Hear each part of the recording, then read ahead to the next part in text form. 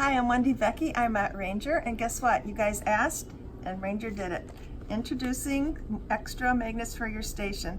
I'll show you how I like to use them.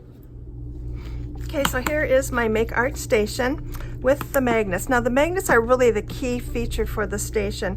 These are brushed aluminum. They're about 1/4 of an inch thick. They have a foam pad on the bottom so that they don't scratch anything, which is really nice. Magnets stick together, that's what they do, but they separate very easily. So the key features here, they will not pinch your fingers, and because they're brushed aluminum, they won't break. So for me, that is a huge feature that I really like a lot. So when we designed the station, they said, how many magnets do you want? And I really thought at that time 4 would be enough. Once I got the station, I figured out some other uses, and then I also decided we really needed more magnets. So now we have a package of 4 extra magnets. So why are these so important, and why do you want more than 4? So a lot of times if you're working on a card,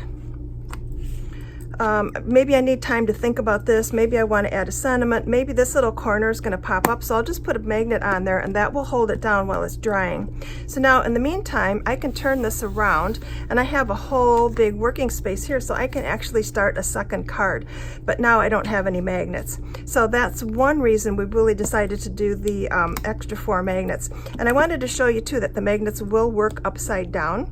So if I was going to glue something and I was maybe afraid some adhesive would come out, get on my foam, I could just turn it over, and the brushed aluminum side is very easy to clean. So that's another thing to keep in mind. You don't always have to use them with the brushed aluminum side up.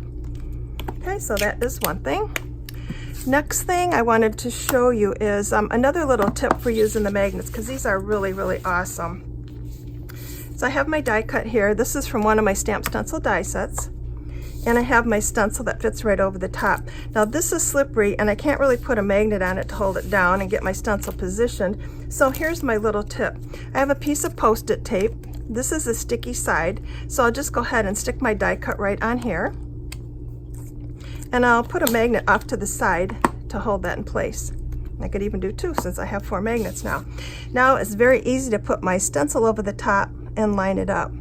Once I have it lined up, there's my finger sticking to it, blooper. I can just go ahead and put my magnets on. That will hold my stencil in place. And now I can ink my flower with no problem at all. I can use all the magnets, but they're very easy to move and get out of the way. So now I'll take my Poppy Make Art Blendable ink, a little bit on my blending tool, and I can just press, twist, and turn, and that's going to ink my flower very easily. If I want to add some detail, I'll go ahead with the detail blending tool to add some more shading. So another reason I love the Make Art magnets.